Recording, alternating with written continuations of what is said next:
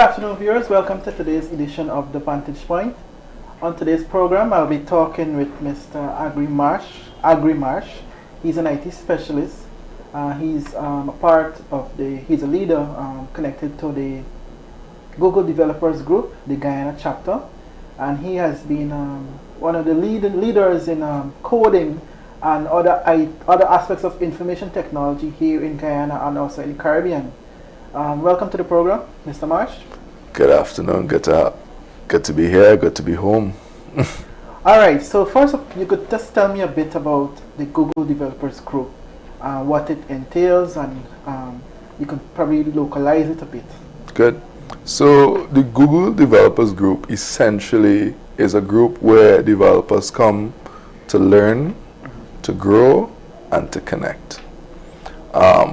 On the learning leg, you come, we had our first DevFest event in November last year. It was well attended. We wanted 40 attendees. We got 60 something registered. We had to, about 10 or so persons could not have come because we ran out of space. So it started off with that. Before that, we had a small meetup with just a few developers coming together to plan and to see what are the needs. Because, for example, there was one guy who came and he was working on a project, and one of the two speakers who we brought in connected with him, and now they are collaborating to see how that particular Guyanese developer is getting international help. So it's helping us to be more competitive as a country where ICT is concerned, because the more we collaborate and we strengthen our base in Guyana across the 10 regions, the more competitive we are on a global standpoint. Yeah. So that's what the group is all about. Matching local talent with international experience so that we can compete globally. Okay, so is it regional? You said regional, right? Right. Guyana, and you have other countries as well. Good. So on that, Guyana is one of the four or five countries that Google has invested money, because it's sponsored by Google mainly, but we're open to sponsorships from others. You know, it's not a closed thing. Only Google people. We have persons from Microsoft and others that could essentially sponsor part of the event. So from a regional standpoint, we have Jamaica, we have Haiti, we have Trinidad, and we have Guyana in the Telecom. There's one in San Juan, Puerto Rico, where they also have, it's much more mature than us. They did the new ones in the regions are Jamaica, Haiti, and Guyana. Trinidad has been around for about a few more years, 2 or 3 years. And the three countries that Google decided to push for this year is Haiti, Jamaica, and Guyana. So how is it, can you tell me a bit about the program here, the project here, in terms of its success, some of the challenges you may have encountered as well? Good. So, as I said before, we started just last year, in 2019. Before that, I was looking for a way to have local talent connect with international experience. And this came together with the Google Developer Group. Some of my challenges really was getting bolstering local participation, but that was overcame once we started promoting it. A lot of people came on board the last minute, like a week or so or 2 weeks leading up to the event. It was just about not even 20 people interested. We said, okay, good, we're having a nice, comfortable 40-person event, because if you check the other islands, that's the average turnout. 20 to 30, maybe we have meet at a university campus on one of the islands. But surprisingly, and good surprise, is that we had 60-something registered persons. So when you're catering for an event and you have an extra 20 people showing up. You have to shift. You have to shift what the quality was. So that's very challenging. Another thing too is that there isn't a lot of structure in terms of governance of the ICT nationally. So there's not like a set association that you can go and this is the ICT body. So that was kind of a challenge because I reached out and partnered with University of Guyana, V75 and Eldon Marks and Nexus Hub. And what was good for me is, and I want to make special mention of this, is the Government Technical Institute, GTI. They came in their numbers, but not just came in numbers, they participated. And going forward, Google is going to put special interest into GTI. Why we are deciding to do that? Because it's easy to go to the university when somebody have matriculated, got the A-levels, CXC, and they're in there. But because of the rapid growth of technology globally, we see a strategic move in getting them at the GTI level because they're younger, and once they finish the associate or certificate at GTI, and let's say they get into university, they would have had programming skills, they would have experience. So the quality of students that UG will get from GTI will be much higher. So we're going lower there, and we're also going in to at the high school level, so sixth form.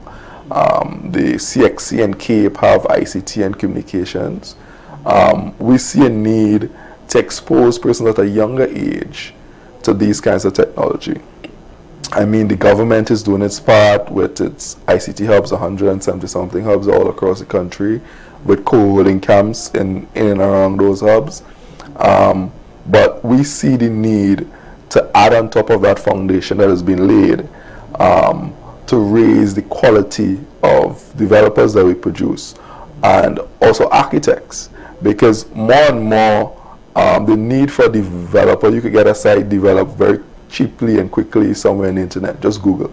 So one of those countries, whether it be China, India, Malaysia, one of those countries, because the cost of it is come down. Another concern for me, not really a challenge, is getting more women involved intentionally.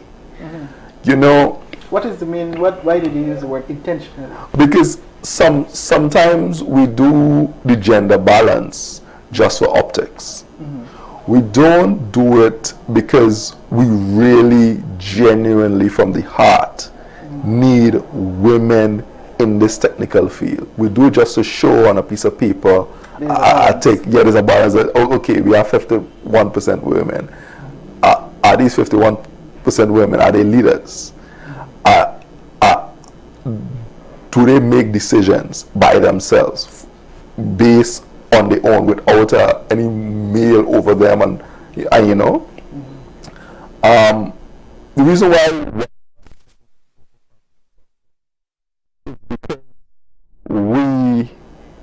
we live in a world today where, because the UN or one of the foreign agencies says, okay, need gender balance, because a study was done, there's not enough women in STEM. We try to take a few of them and make them, these are the poster ones.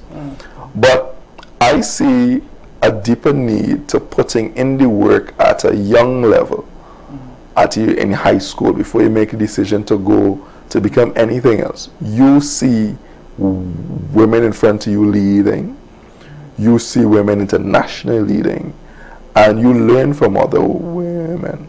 And the reason why we are putting the emphasis there is because as Guyana continue to develop, the balance cannot be artificial. It will need to be tangible. And women in leadership in technology is why Google has a whole new program. It's called Women Tech Makers. and there's a young lady from UG, Stephanie, who is leading that, and she's working with other young women here to get that going. And the reason why Google choose to do it this way is because they have seen you have a technology stuff and you just want to get a little balance of females, you know, just to say we have. But they have decided, listen, we're going to develop a program, put a budget, put a conference, a supporting team, just geared towards women. And doing it intentionally will yield much more results than just making them part of a statistic. To make up numbers. To make up numbers, you know. So, okay, now the project, the conference or the event itself that you spoke about, what specifically the event was what happened at, what you know, can you say what happened there? Good. What persons had to do, the participants, what the event entailed? Good. So we started off in the morning with a local presenter, Evie, who leads Girls in Technology. She's known in Guyana for being a technologist.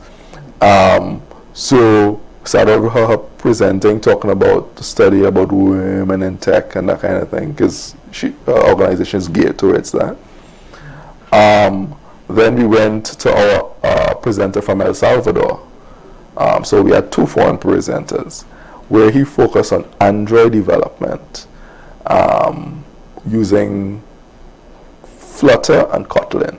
These are software? These are programming languages. So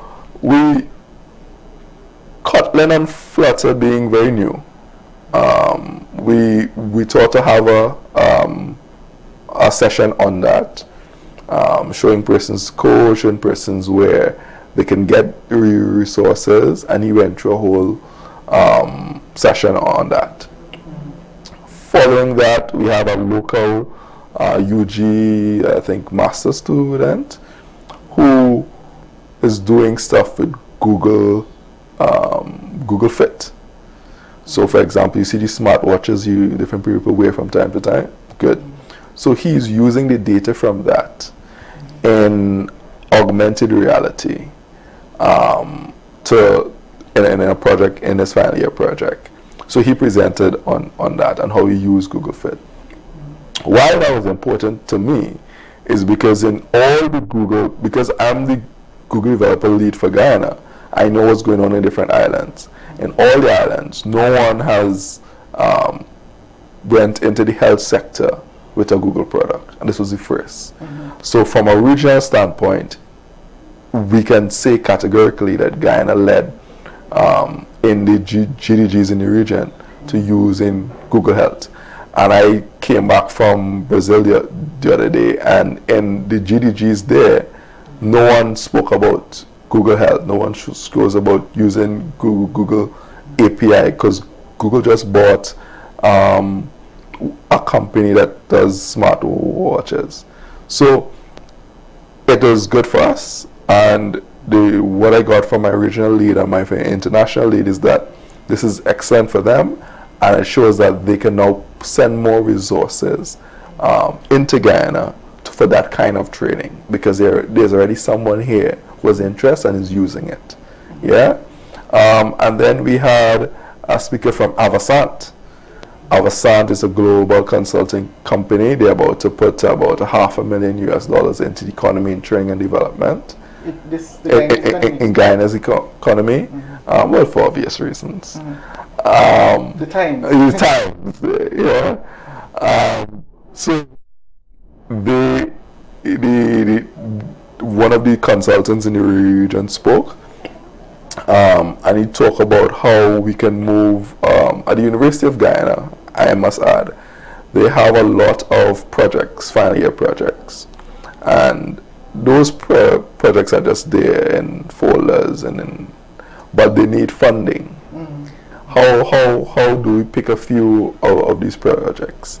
It's about 10,000, 50,000, 100,000 behind them. US we are talking about, and get these projects going. Sometimes these projects may be good project by UG student, But Guyana is not the best place because we have less than a million persons. We have less than 400,000 persons with a mobile device. In the field, they're actively involved. Involved. So, and I mean, data connectivity is not a big thing here. This project may be good, maybe a good project, it's nice in Guyana, but you may need to take that project, translate it to Portuguese and carry it to Brazil. You may have to take that project and translate it and carry it to Jamaica, carry it to El Salvador, Mexico, because they have the population. So this is why I brought in Mr. Sam from Avasant. He was the final speaker for the day, and his goal as a consultant with his connections across the region and internationally, because I think his wife is a Malaysian national, they see Guyana as it continues to develop as a place where they can get talent, ideas, even applications, and possibly take a few of them to another country, right, and implement it, because it may be good developing here in Guyana, but we can now export this application to be used somewhere else.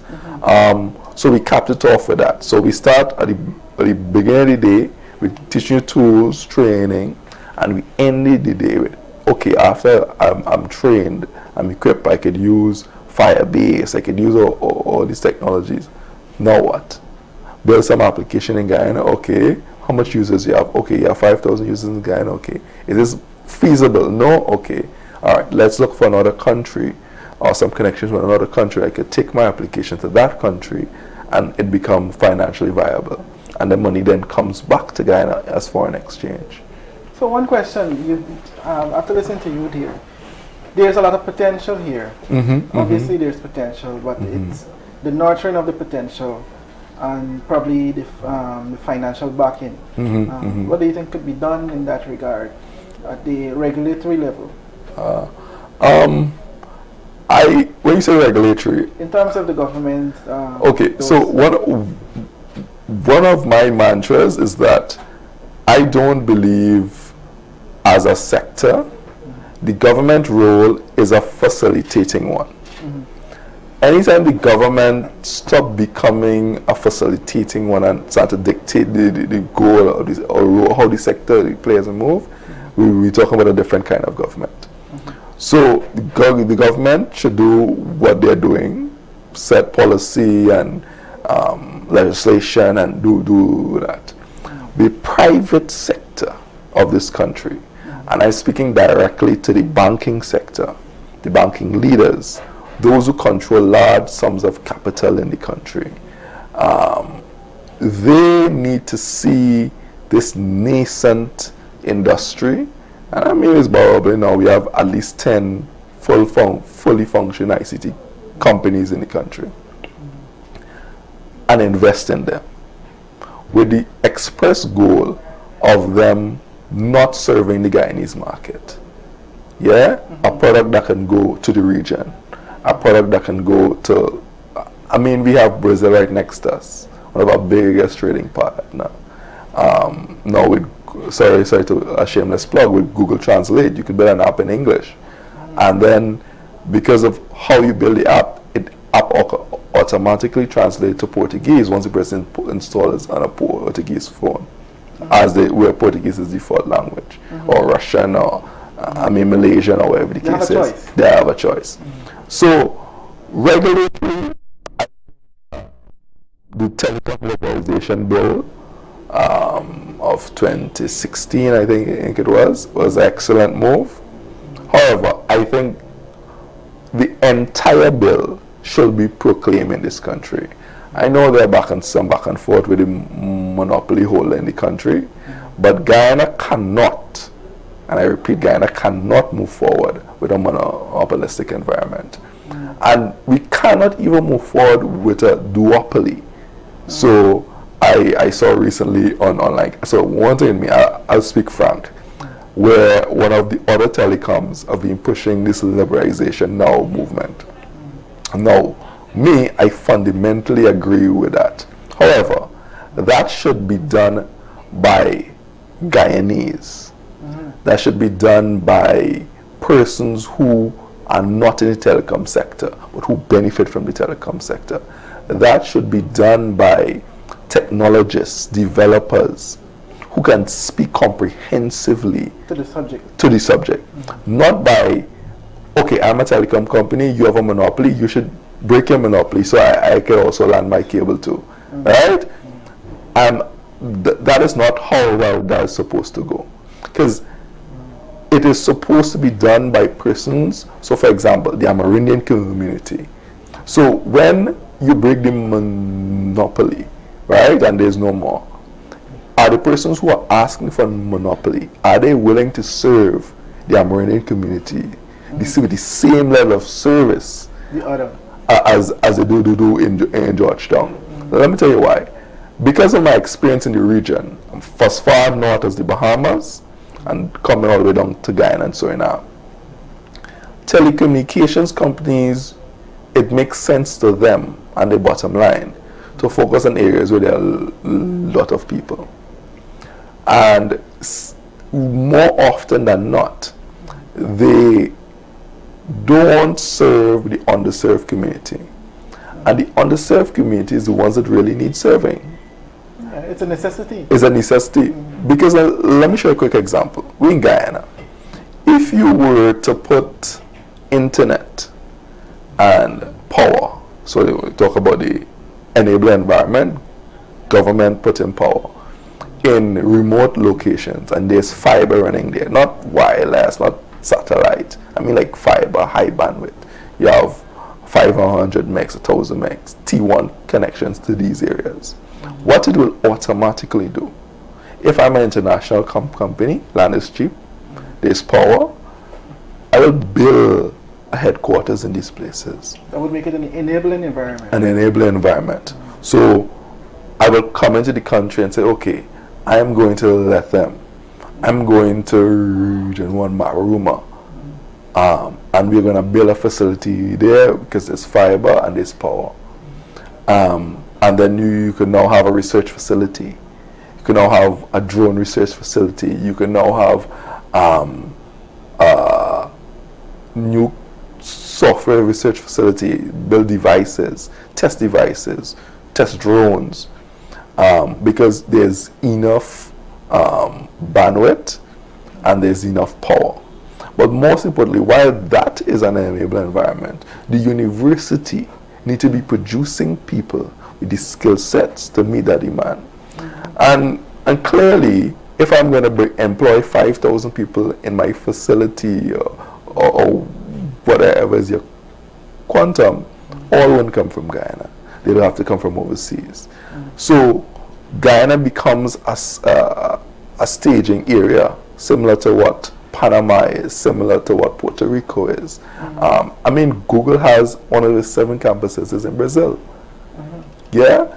So and I had the opportunity to go to the campus, and at the campus there was somebody there for, I think, from Ethiopia. I said to her in no unflinching terms, I'm like, what are you doing here? So this Ethiopian young woman explained to me that she came to Brazil because of the opportunity, and because it wasn't readily available in Ethiopia, she traveled across to Brazil with her family, and now is in this Google campus. And now at some point she'll go back home and do the same thing there. And then it really got me thinking about Guyana, because after she said that, I went to a corner, I just sat down, and I started to think about what the role diaspora plays in developing countries. And here's this Ethiopian person who left across the water in Ethiopia, in Africa, came across here, is working, getting experience, making connections, working with startups, with the express goal of going back home and helping to share.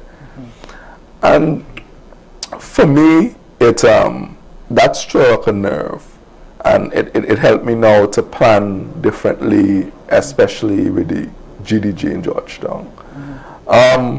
Regulatory, I think data protection is a major issue in this country.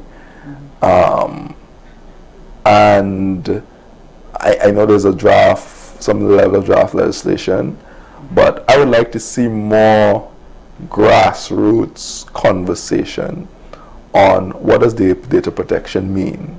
What does copyright really mean? Because what tends to happen, things are politicized, so people don't see the benefit. So for example, you are a reporter at this station. You would have come up with some concept. It was a tagline, and I see it and hear it, and I just take it to another country, use it to get thousands of views. You know, views is all the rave now. And those views lead to money for me, right? At the end of the day, that tagline, if not properly protected, could be worth millions. Because if I associate with a brand like Google or Coca-Cola or Pepsi or one of those brands, and it makes them millions, at the end of the day, that piece of intellectual property, not 1 cent comes back to you. To the originator. To the originator. And so that's one of the benefits of copyright. Additionally, as the country develops, there are certain industries that will eventually die. Not very quickly. Over time. But over time. So you see the guys who walk on the road selling the DVDs and CDs. I have a cousin, I won't say which country she lives right now. She comes to Guyana. When she comes to Guyana, she's like, listen to me. She has her CD guy and DVD guy in Georgetown. She will come, go by them and load up a whole bag of stuff, put it in her suitcase, and then jump on a plane and head back to where she lives. So I sat down one day. I said, it's like, why are you doing this? She didn't listen to me. Where I live, to do this is X amount of dollars.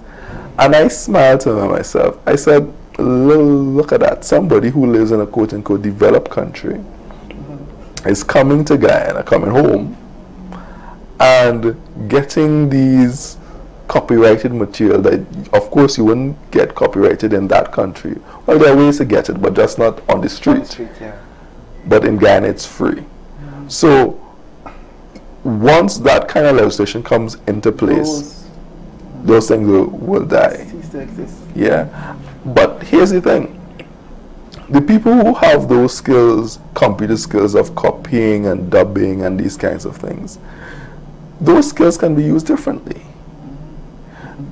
That person can then get some skills training and move into legitimate industry where they produce things.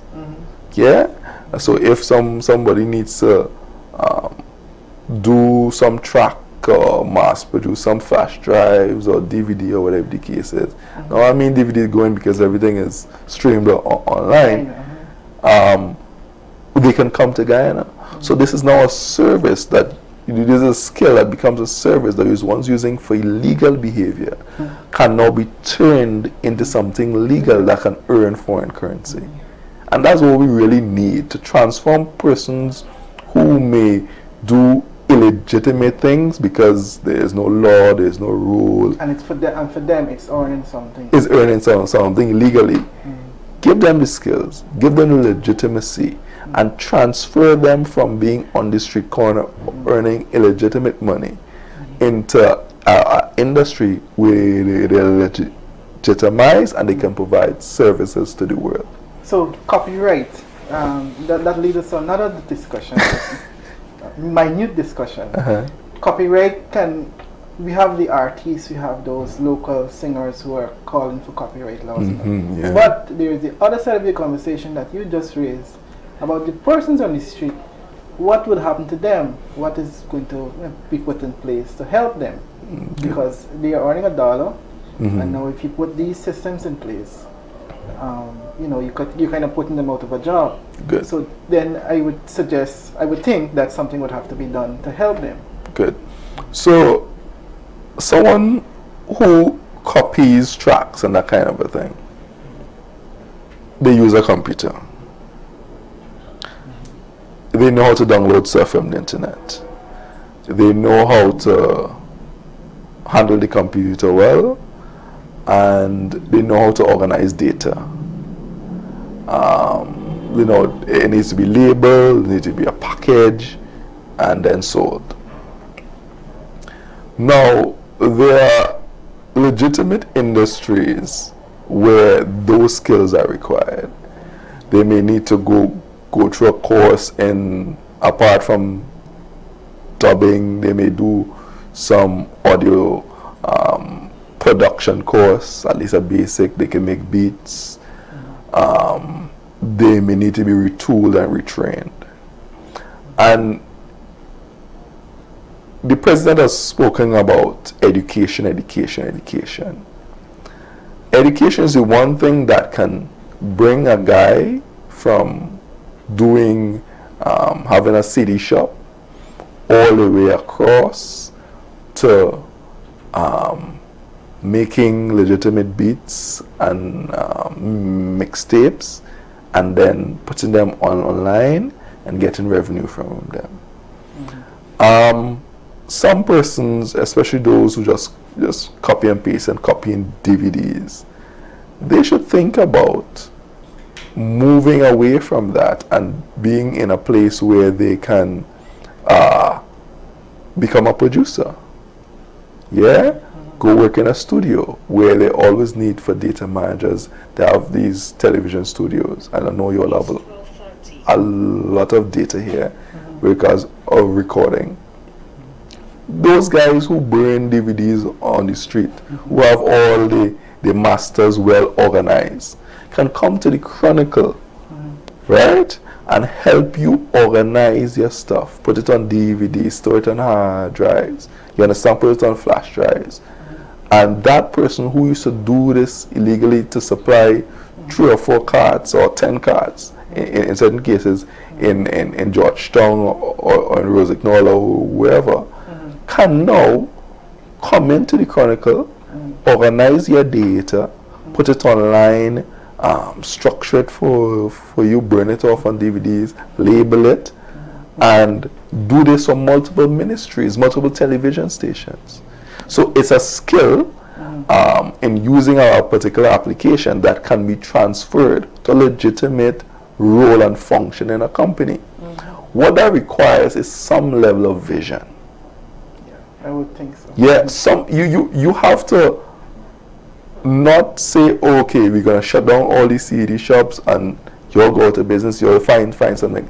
You say, okay, let's transition the industry, political speak, right? We're gonna move you from doing this business. We're gonna offer you training in the next 6 months to a year. We have these 3 or 4 training sessions every 3 months. Sign up, come in to them, and once you come out, you have this skill in addition to the basic skills that you have now. They can now transition you to the media. And you probably have a sponsor. And you probably have a sponsor. A private entity. I mean, I tend to stay away from the government being pushing that, but in this case, our private sector is not big on sponsoring that, as far as I can see. I may lack, or be ignorant of some of the factors being going on, but get them into a legitimate agency. I want to touch on, come back to something on the telecom side, because I've expressed interest in that. Telecommunications for the region, Prime Minister Motley has called for the removal of barriers to persons roaming in other Caribbean countries. So for you to call, if I were to call my family in Abaco, which is one of the islands in the Bahamas, yes, I would have to pay an exorbitant amount of money per minute. Yeah? So when you put in regulations in place, Guyana is at the point where it can help to lead in this adoption and in this that is set out by CARICOM, where we speak to the telecom giants who make millions and billions across the region, from Bahamas in the north to Suriname in the south, from our use of data, and to listen to me. cost of me calling Jamaica is the same cost of me calling Barbados, the same cost of me calling Bahamas. Cut it out. Because now, with voice over IP, it's not like we're not in 1992. We had to buy circuits. The cost of production for the telecom has gone down drastically in the last 10 to 15 years. And because they've gone down drastically, you should now pass on these savings to me and you. The consumer. To the consumer. Yeah. So that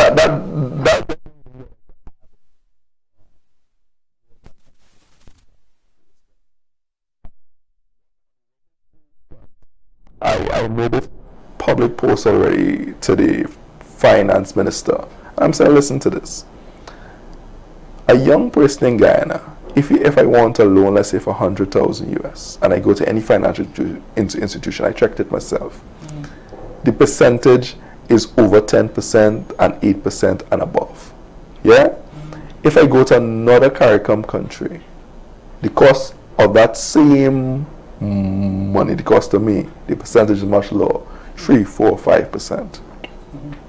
Let entrepreneurs in this country, we talk about transition people from illegitimate business to legitimate business, let them go in the international market, go to Europe, go to parts of Africa, Middle East, the US, etc., Central America, and if they bring upwards of $1 million US, 2 million, 3 million, 5 million US, as little as, let's say, 500,000 US into the country, they get the same level of tax breaks as a guy who is doing, who is in one of these big sectors, oil and gas, etc. Yeah? Because these cameras you use here, right? You still pay some kind of duty on them. And if you really want to build this industry, you need to remove those barriers. Making it enabling. Making it enabling. Because Guyana has a lot of land. If you allow the people in media in this country to bring in cameras at cost price, once you're Guyanese, you could bring it in at cost price. You will overnight birth a video industry where persons will want to come and shoot movies in Guyana. Because to buy a camera and import it, let's say you remove the duty on it. So if the camera is 3,000 US, 1,000 US, oh, a good camera, 10,000 US, I'm only paying that. I must only raise that, and I buy it and bring it in the country. Yeah? And so if I need to shoot a movie, I could say, okay, and I have a 2 million US to shoot a movie, a couple hundred to do a documentary. I solicited me, let's go to Guyana. Why? The people in Guyana, they import cameras, is zero tax on it, 1. 2, you now have training for videographers, for mixers, or audio technicians, etc. The full works. So, as a country, in transitioning illegitimate people who have skills, we can't say they don't have skills. You must have skills to be able to be running a business and producing DVDs and CDs for a period of time. You transition them with the enabling regulatory environment and financial environment also to be able to produce and earn foreign currency. Yeah. Okay, so we're having an interesting and very educated conversation, educational I should say, with Mr. Aggrey Marsh. Yes. He's an IT specialist. So now I'll just ask you, as we conclude the program, tell me a bit about yourself and how you became involved in IT, the sector itself. I'm a little fat boy from Golden Grove. On the East Coast, grew up going to Golden Grove Primary School, then St. Margaret's. At St. Margaret's, then to St. John's College, and then to Nehemiah High School, private school. In Nehemiah, I did a course in Form 1 called Electronics. Can't remember the name of the teacher name, but he taught me electronics. So I knew about circuits for a very young age. And before that, being a little fat boy in Golden Grove, any toy my mother or father would buy for me, I'll open. To see how it works. To see how it works. if I could put it back together, it's a different problem.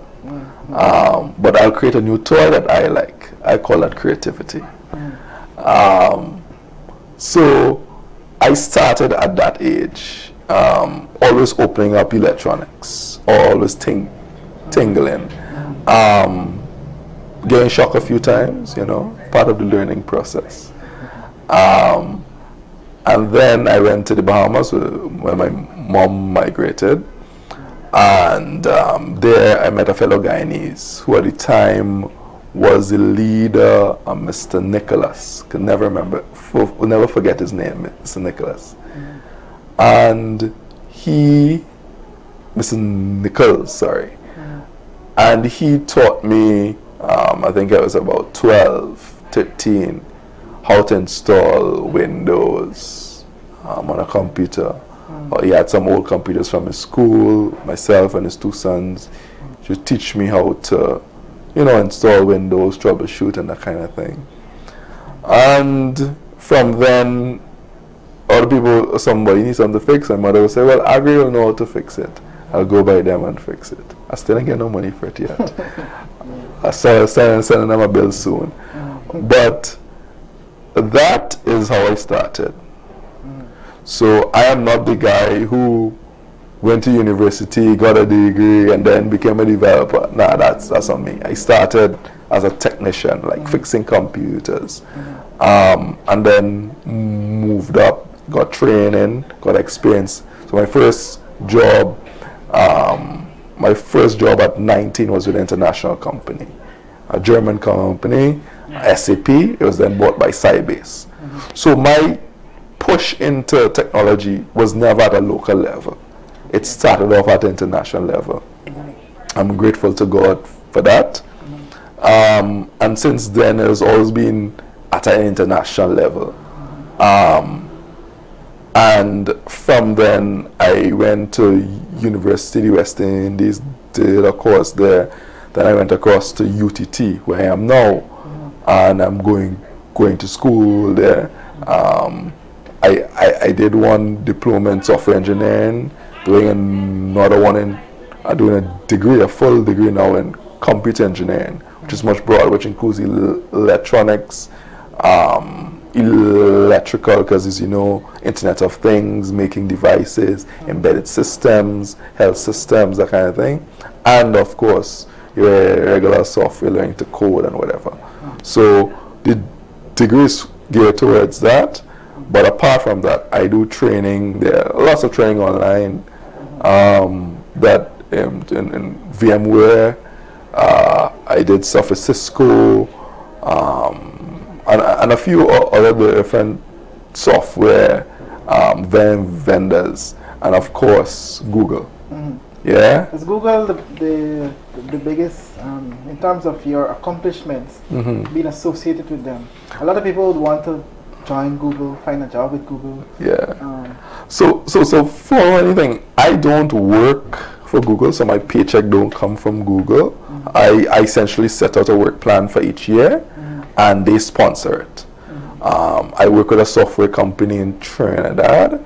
I'm one of the developers, and in Guyana, I have my own consultancy company where we work with different partners globally and locally to get projects done. So I'm an entrepreneur because I own my own company in Guyana, and I'm on the board of another. And in the region I sit, I don't see Google as like a pinnacle of my achievement, but you know people are. Yeah. Google thing.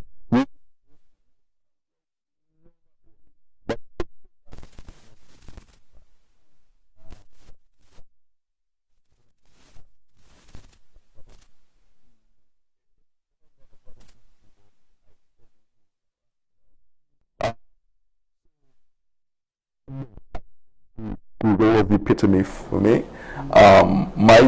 My real focus is to ensure that the next generation coming after me of people who tinker with stuff. Some people call, well, you're a developer, you're architect, you're this, you're that. If you're creative and you can get stuff done, Google will hire you. Google has stopped hiring people based on degrees. It's more of knowledge. Yeah, what was the knowledge? There's the skills. Can you write this code? Does this code work? Does this code produce what I want to do? If yes, okay, then you can hire by Google. Google is hiring 13-year-olds, 14-year-olds, 15-year-olds, 16-year-olds, and giving them the paycheck that of some MPs in Guyana. Yeah, so and in some cases the salary of some presidents of certain Caribbean countries, you know. So it is no longer about, okay, I'm doing a master's or PhD and I can lord over you with the great knowledge, because Google in itself liberated search and allowed anybody to share information.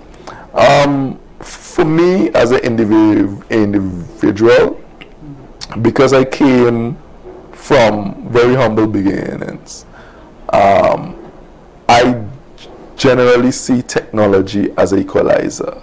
Because a 15-year-old child in Kenya can rise to create a drone that's now worth a few $100 million US, and overnight transform his entire community.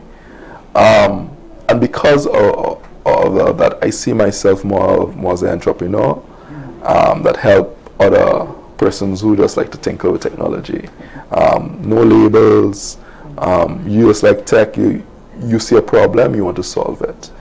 And there are a lot of problems in this world. And if you choose to help solve problems, we will have less around. So if you try to solve more problems that you see and I try to solve more problems that we see, we'll become less of a problem and more of a solution. And that is what this world really needs more than anything else. Whether you do it by technology, whether you do it by science, whether you do it by biology, because I'm also into biology and chemistry. Okay. So I've one of my passions is actually biology. Okay. Towards going towards agriculture. So I'm very for most of my technology project I've been working on is along health and the agricultural sector. Okay. Because technology is now an enabler for all surrounding sectors. Exactly. Not only the banking sector, yeah, the traditional ones. Yeah. And Guyana has a lot of land. And I mean, going back to Brazil again, in speaking with my fellow GDG leads across there, they are pushing now. You'll see the GDG this year and the other years to come, 2-3 years planning for Guyana. We're going to focus a lot away from the traditional sectors. Because, listen to me, there's going to be multiple conferences in this country where they're going to talk about technology in this sector, that sector. I'm like, let's focus on something we have. We have agriculture, let's focus on that. Because the last energy conference in Trinidad, which is the biggest one in the region, is coming up this month. They focus on how technology is disrupting the oil and gas economy. And I can give you a prime example right now. In our waters, there are 2 rovers right now in Guyana. One is on the ship and one is in the water, helping to connect the pipelines and solder, which means 2 or 3 Guyanese who could have been employed are not out there anymore. Because a guy with a rover brought it in the country and make you being a diver redundant. So it is all around us. It's for us to use it to solve problems and not create ones. Okay, so we have had an interesting conversation today with Mr. Aggrey Marsh. And he's an IT specialist and he says he's an entrepreneur. Before we close, just one last line. You could just give me some advice, give the viewers, the young ones, some advice on if they have a skill or a liking for technology, what to do to go after, their future. Good. I have to think about that one, because when you give people advice, you must have to rationalize how they'll follow it. So I don't want to give a cliche response, but I'll say this. If you like opening toys and you like to see how it works and put it back together, if it doesn't come back together, it's okay. I have a lot of broken toys that never came back together after I opened them. Google is your friend, right? Sorry for the pun. YouTube, if you want to make, open, or do anything, go on YouTube. Look for a video. Yeah? There are free online courses all over the internet. Get a friend who knows more or don't know, or who's also have the same passion.